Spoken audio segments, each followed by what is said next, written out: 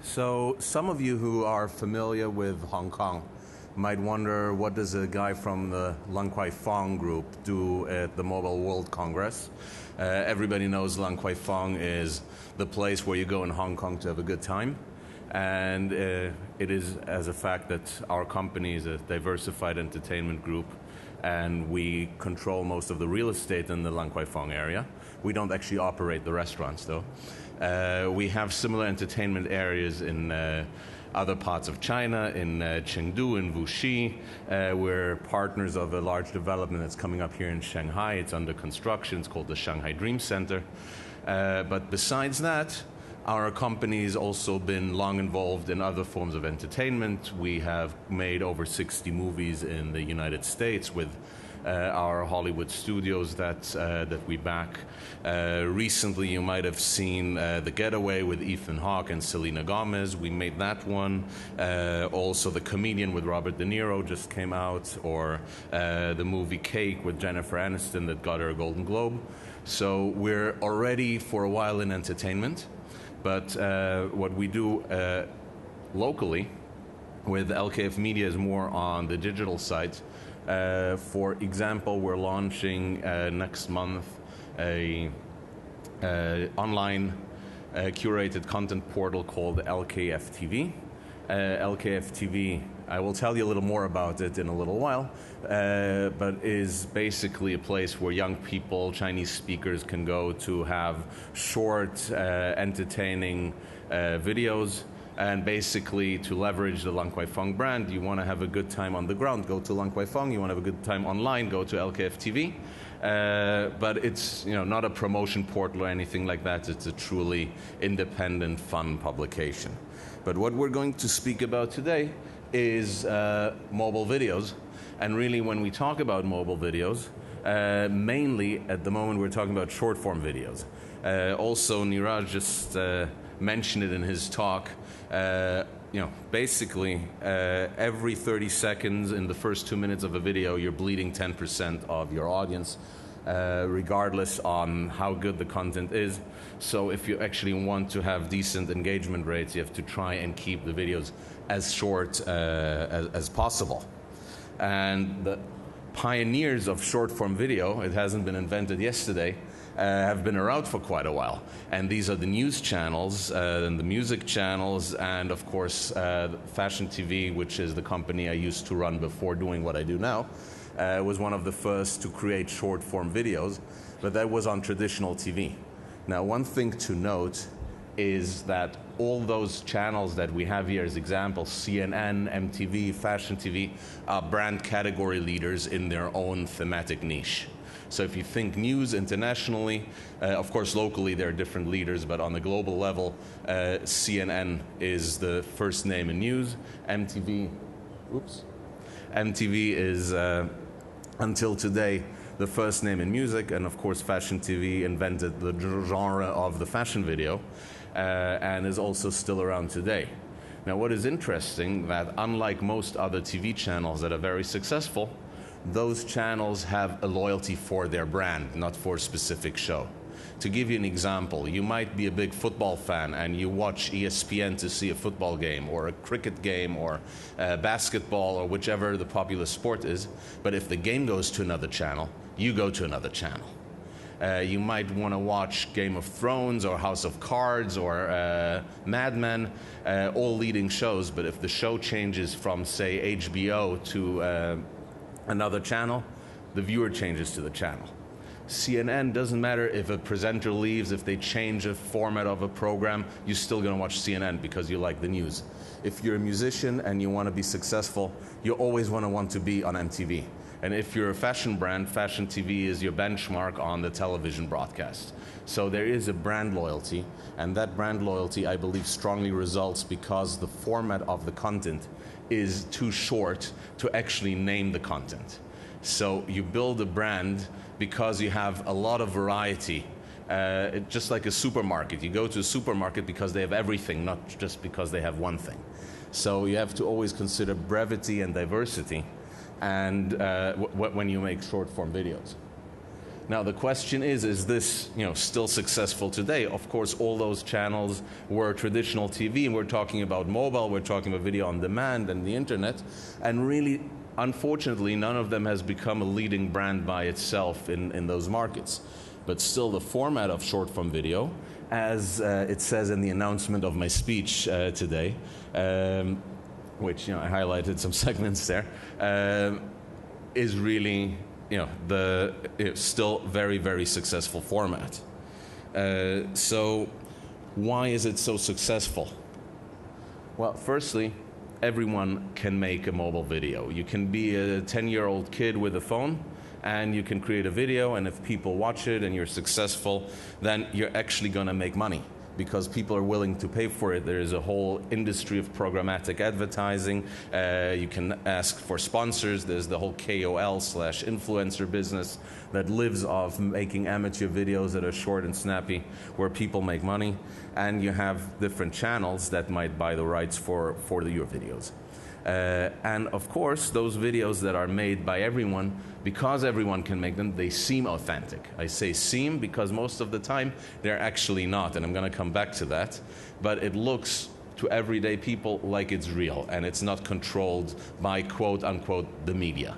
So people like to see people like themselves, and that's one of the recipes for the success.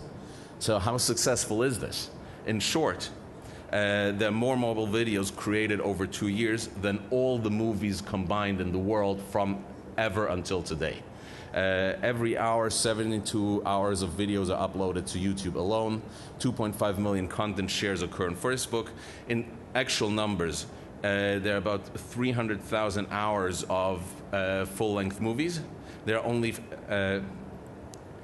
and there are only 500,000 hours of movies in the world. So the balance of content is overtaken by every year. So, as Borat said, very nice, great success, if you know the guy. But it sounds too simple. Whereas there must be a catch. If everyone can do it and there's money, but it's not so simple, because as economics tells us, if there is too much supply, the value drops. You can see that with interest rates and money just as much as you can see it with digital video. So if you think about it, a lot of subscription services around the world struggle because they find it hard to get larger payments from people to pay for the content. A lot of publishers pay social media to boost their content because there's just too much to differentiate it otherwise.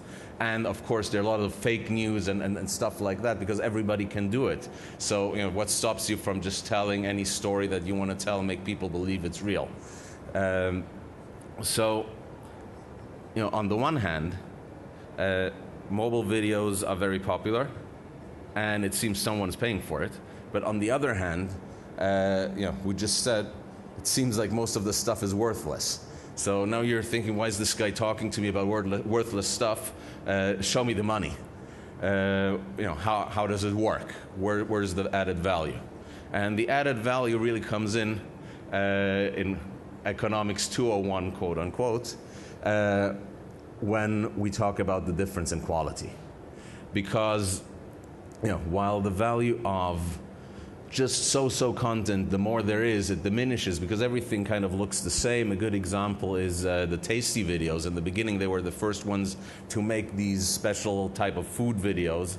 And then everybody started to make them, and by now the web's flooded with it, and it's got no more value, and the format's sort of dead. So the value decreased rapidly the more of those videos were made. While if you have high-quality content, the more you make, it gets more valuable. Just think about one episode of Game of Thrones versus 6 series of Game of Thrones. It becomes more and more valuable the more you have of the good stuff. So if you're a content publisher, there is a certain journey that you have to make from the zone where low-quality content makes more money to high-quality content making more money. For example, BuzzFeed with their Tasty venture, they made a lot of money on those very easy-to-make cooking videos in the beginning because they got a lot of audience. And from then on, they started to make, at some point, there's the breaking point where you have to start making better stuff to actually keep the audience entertained. So when they come back, they find something they haven't seen before, and there has to be something new all the time. And then if you make enough good stuff, that's actually where the money comes in. But there is a time for this and a time for that. And if you get the balance right, then eventually you're going to be successful. By the way, the blue curve also pretty much symbolizes the normal success track of a media company. In the beginning, you start to spend and spend and spend, and you make some not so good stuff, and you spend more. And at some point, you crack it, you start making good stuff, and you spend more, but suddenly money comes back, and then eventually you're profitable. That's how it normally goes. So as we said, quality content is king. And if you don't recognize this picture, it's a montage of two very successful shows, Mad Men and Game of Thrones, who've been both very successful. But of course, these are long format television productions, and I said before, short format and easy to make. So how does all this fit together? You have to put the quality into context. So there is a secret cooking recipe that you have to think about. First of all, there's timing. How long does your video have to be? Well, it can be as short as possible, but as long as necessary. That's about the right measurement. So if you have to tell a story, try to tell it as short as you can. Jump directly into the action. You don't need introduction. Nobody cares about the presenter. If you say, hello, my name is Charlie, I'm going to show you the restaurant, show the restaurant. Nobody cares about Charlie. Sorry for the presenters. Go directly to the action, and you want the first 20 seconds where you drop 20% of the audience. Budget. Of course, you have to have a realistic revenue stream. So if you spend a lot, you have to figure out a way to make a lot of money back. Otherwise, you're not going to make money. Not rocket science, really. But some people forget thinking about it when they get into creative mode. And how you find the realistic scenario is by thinking about the story of what am I trying to sell? What is it that I'm actually making? Do I want to sell a product? So let's say you're a brand. You want to create a mobile video to talk to your audience. You want to work with influencers and KOLs. Your aim is to sell more product, not to sell the video. So as long as your overall sales or the expected amount of additional sales you're going to make is going to pay for the production of the video, you're fine. A lot of the time, brand sponsors say, well, it's within my marketing budget and we don't really have it, and they go to the wrong people, and then they create crappy stuff and then say, oh, but it doesn't work. So think about what it is you want to sell if you're a product. Then you have single videos. For example, I think everybody here should know it. PPAP, the Apple Pen guy. That's a one-time thing because you can't do the same thing 6 times over. It's not going to work. So if you make something like that, keep in mind that it's only going to work for so long, and maybe there is not a second one, so get the mix right. And then, of course, if you're a channel, then we come back to the mix. You can have one thing that's very, very good that's going to drive everyone to the channel, and that's going to be your initial revenue driver, but the revenues of that particular clip are never going to cover your entire operating costs. So you need enough of background content, stuff that may be cheaper to make, but that you can make regularly and readily, so that when people come in, they always find something new. Because if there's nothing new in the shop, you stop going to the shop. Every day, something new.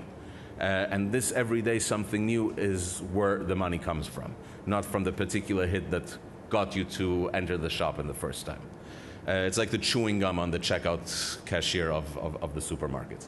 And if you're a platform, then again, you might want to think about the customer loyalty that we discussed before. Netflix, for example, has a lot of great series, but with the series, you always have the risk that they go somewhere else. and then the consumer might go somewhere else as well. So you have to be sure that you have certain control of some of your inventory overall. Now, you take all this information and you apply it to the value chain of any content company, which goes from production to distribution to monetization. And then if you do it right, you get a positive result. So as a case study, of course, I'll show you what we're doing with our upcoming venture, LKFTV. This is a little preview of more or less what it's going to look like. Actually, this is kind of an old picture. We have some more colors on it now. And this is also wrong because it's in English and it is actually in Chinese. When we talk about production, the first thing that we look at is the so-called AIDA consumer journey, the journey from awareness, interest, desire to action. Now that's an old marketing rule and it also applies to content, but what does it mean when we talk about content? So awareness means visual appeal. When you scroll through on your screen, whatever, it has to jump at you. You have to find something that you see and right away, I'm curious about it, I'm aware, there's something.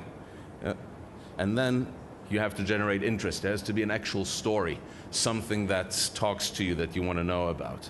When you talk about desire, it's the extended personality. What makes somebody share a video? Because I want other people to know that I'm associated with this.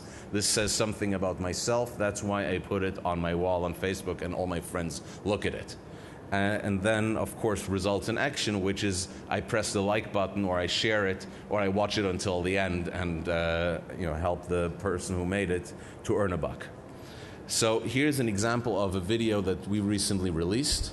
It's a rap battle. I'm not going to show you the whole video, but you're more than welcome to visit lkf.tv to see it, or follow us on Facebook, or YouTube.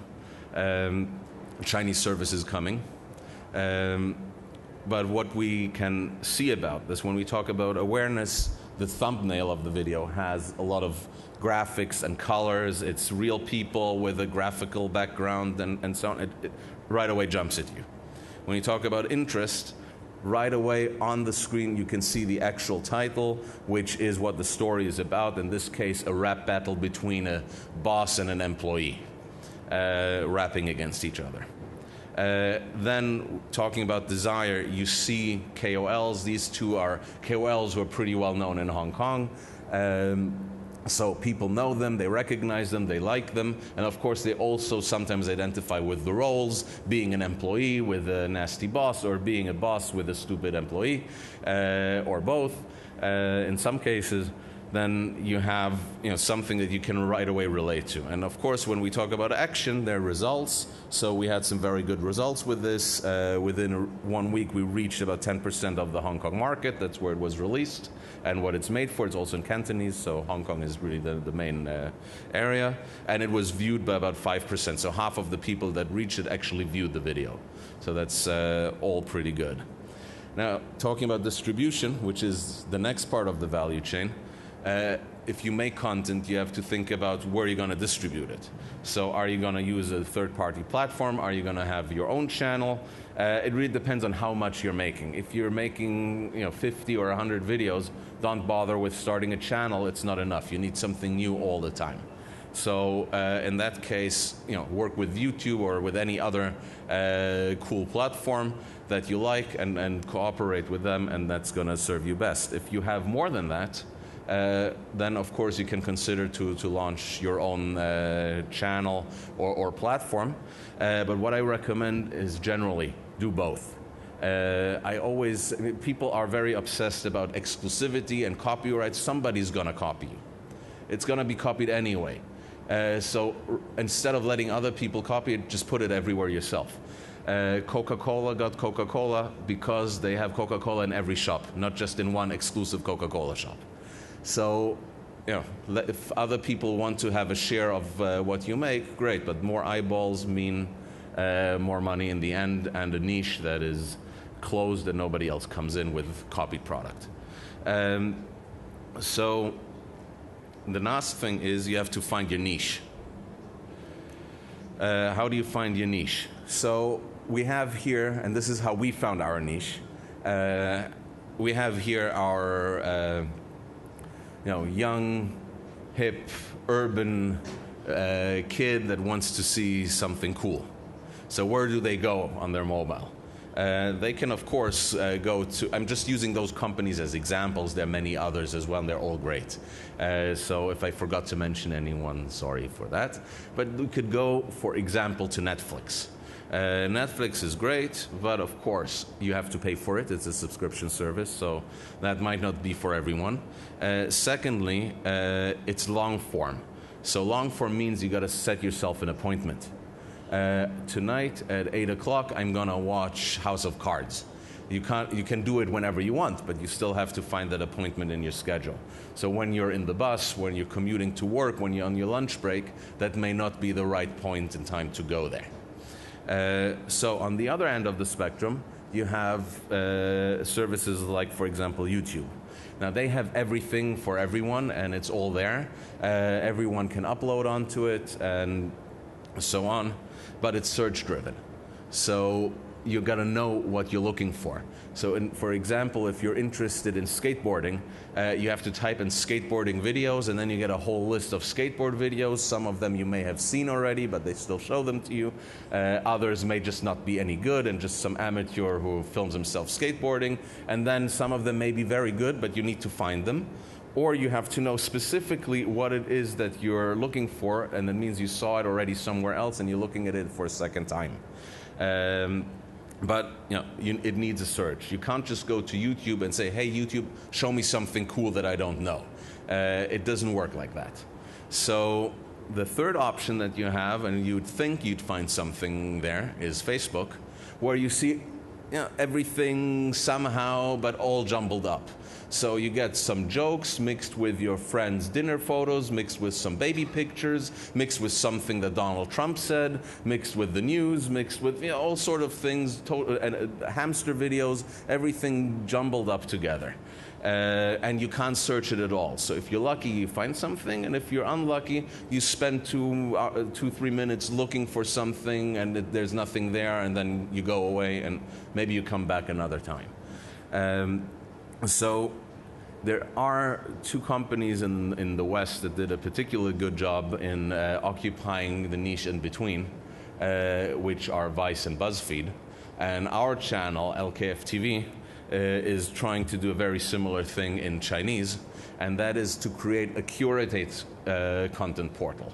So not everyone can upload. We create the stuff ourselves. We work with our suppliers, with selected KOLs and influencers that submit stuff for publication. It's by invitation only, and only after our editors review it, we decide whether or not to publish it.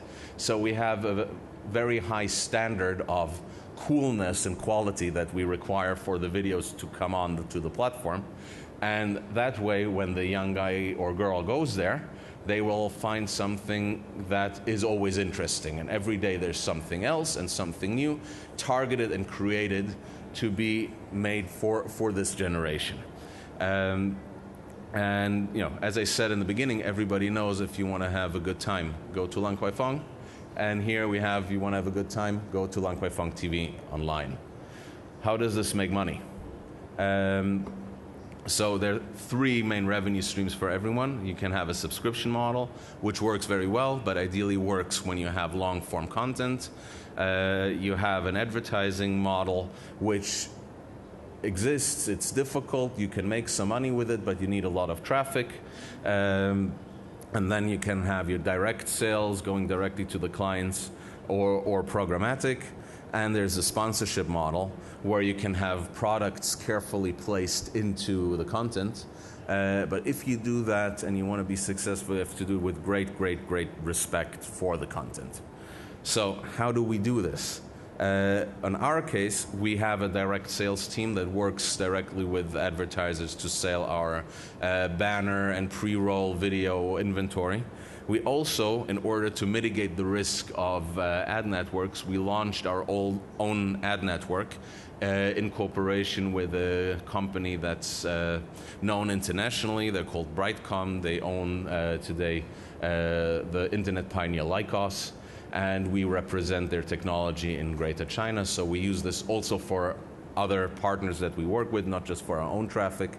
We use it to monetize traffic from every type of website. If you have a website, you need advertising, talk to me. If you're an advertiser and you want to get good users as well. But like that, we control better what sort of ads we display through programmatic advertising.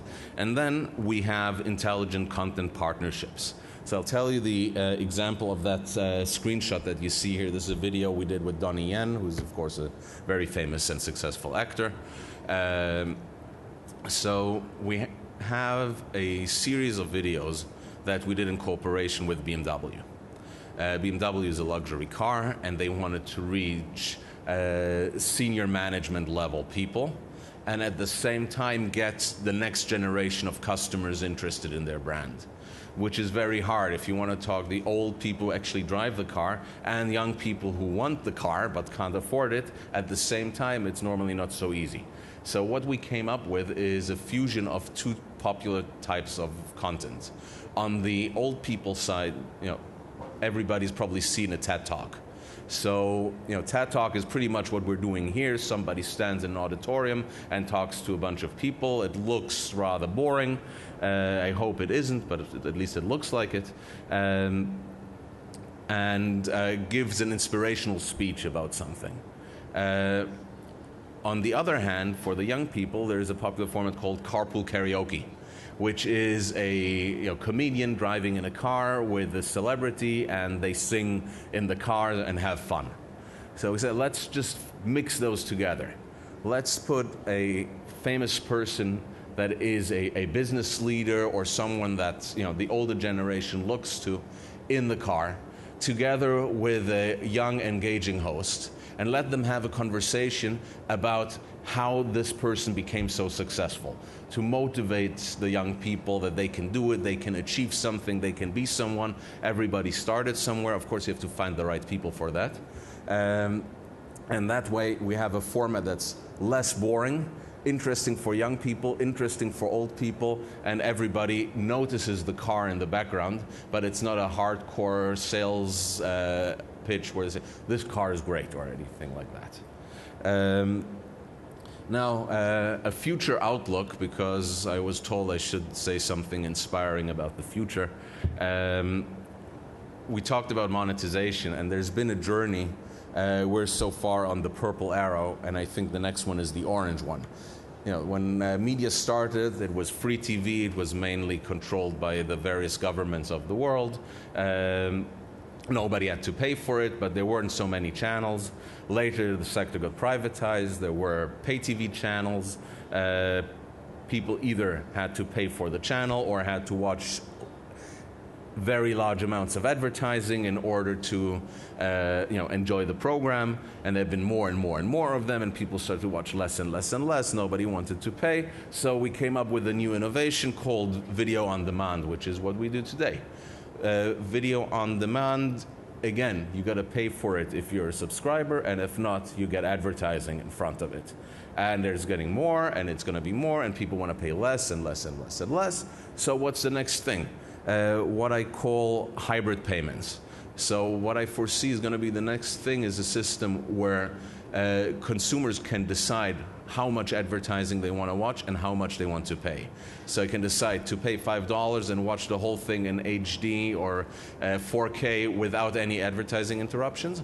Or I can say, I don't want to pay. I'm going to see it with the ads in low resolution on a small screen and have a lot of advertising around it, but I'm still going to be able to see it.